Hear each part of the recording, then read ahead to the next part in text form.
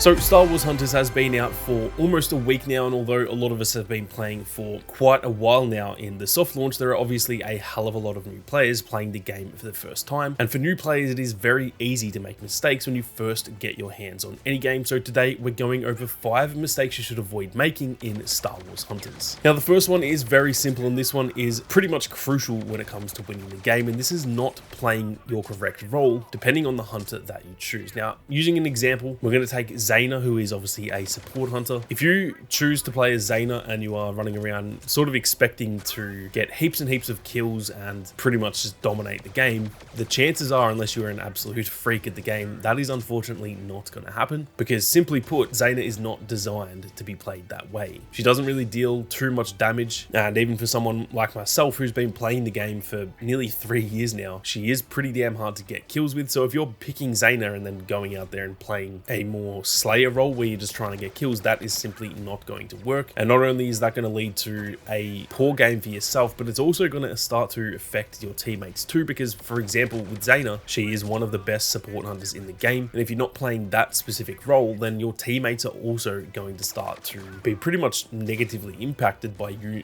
not playing your role correctly. The thing I've found with playing this game for so long now is that pretty much the teams who play their roles the best, as well as generally just playing together as a team, they almost always win. It is the type of game where playing as a team and just essentially playing the role that your hunter is designed for is absolutely crucial if you want to do well. And so that is a mistake you definitely want to avoid early on, just picking any hunter and expecting that you're going to go out and get a bunch of kills. That is not really how this game is designed, and like I said, not only will that affect you, but it will begin to affect your teammates as well. Now the next mistake you guys should be avoiding, which is definitely a very easy one to make, is not checking your daily challenges, your weekly quests, and even the weekly arena pass challenges too. Now at the end of the day, this isn't the end of the world if you don't do this. Obviously video games are meant for fun, and if you're having fun just jumping in and playing the game, that's really all that matters. But there is a hell of a lot of stuff to unlock in this game, and doing these challenges, whether that is the daily challenges to unlock just some extra credits and stuff like that, or definitely more importantly the arena pass challenges, where that will really help you unlock all of those arena pass tiers. If you're not checking those and sort of noting what you need to be doing in any given game, it will take you a hell of a lot longer to unlock all of those items, and even just leveling up your hunters and your overall player level too, because a lot of these challenges do give a fair amount of XP as well. The best thing you can do is honestly just every single day when you jump into the game, first thing before you even search for a game, go through the daily challenges, go through the arena pass challenges for that week, and even the quests that are kind of constantly going on within the game. Just have a quick little look over them for a minute or two and just see what you roughly need to be doing. Some of them are very, very simple, but they are maybe the type of things that you wouldn't do otherwise. For example, maybe playing as a certain hunter that you wouldn't normally play, and the challenge may simply be just play 3 games as that hunter and you unlock a pretty cool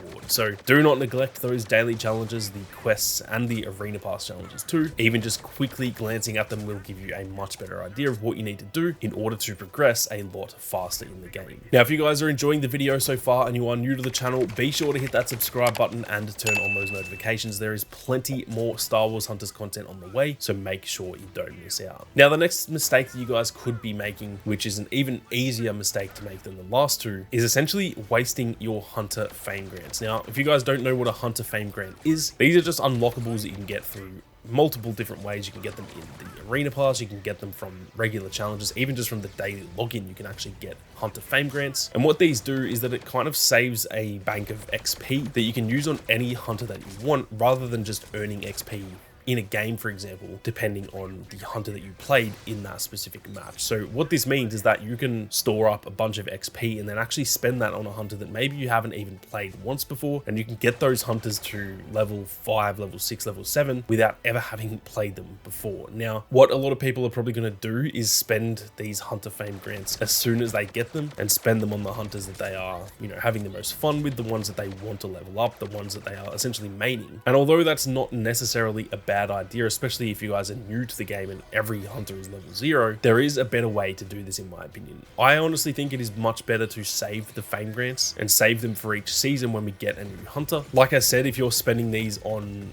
for example, J3DI, who maybe is your favorite hunter, yes, you are progressing him a little bit faster, but you can already play him right now, and if he's your favorite, you're most likely going to play him most of the time, so he's going to be leveling up anyway. Whereas if you save these fame grants, when the next season launches and the new hunter drops, you can just level that hunter up almost immediately, and before even playing one single game with that new hunter, you can have them at level 5 or 6 pretty damn easily, and it's going to make them a little bit stronger. So keep these fame grants. As far as I know, there is no limit, and if there is a limit, it is definitely very high, because I've got like 30,000 fame grants at the moment that I've been saving up for quite some time now, and in my opinion, that is definitely the way to do it. Now, the next mistake that you guys could be making is actually just playing the game on your phone without using a controller. Now, this is obviously easier said than done. Some of you may not have a controller, some of you may just prefer playing on your phone without a controller, so if that is you, that is obviously completely fine. But for any of you who do want to be playing with a controller, even if you're not playing on the Switch, you can actually connect both an Xbox or a PlayStation controller to your phone and play Star Wars Hunters with a controller, making the game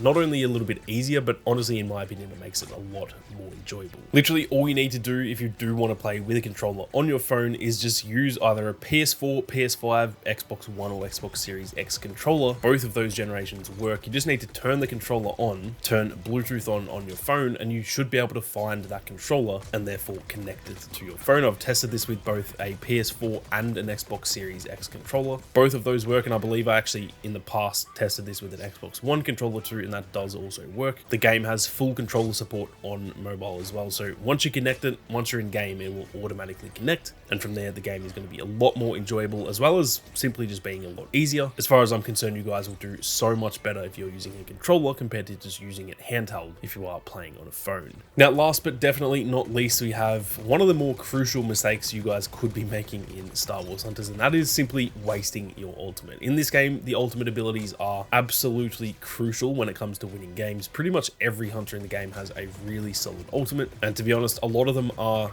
good enough that you can either get a complete team wipe and take out the entire enemy team, or for example, with some of the support hunters, you can keep your entire team alive while defending an objective. And a lot of the time, the team that uses their ultimate the best in terms of each individual player will generally just win that game, because that's how crucial these actually are. So do not waste your ultimate on, for example, just getting one kill. If you're nearly dead and you know that you can use your ultimate to get a kill and survive, that is definitely not worth it, at least depending on the situation. Obviously, if it's a game-saving moment, then maybe use it in that situation. But for the most part, you want to be saving your ultimate for those massive moments in game where maybe the enemy team is about to capture an objective that could potentially win them the game. Those are the moments you want to use your ultimate. Even if the thing is charged for like half the game, don't just get it charged and then feel like you need to use it straight away. You absolutely want to be saving it for the more crucial moments in any given game. So those are 5 easy mistakes to avoid in Star Wars Hunters. If you guys have any of your own as well, be sure to leave them down in the comment section. I'm always keen to hear all of your thoughts. But with that being said, thank you all very much for watching. You guys have a great day, and may the Force be with you always.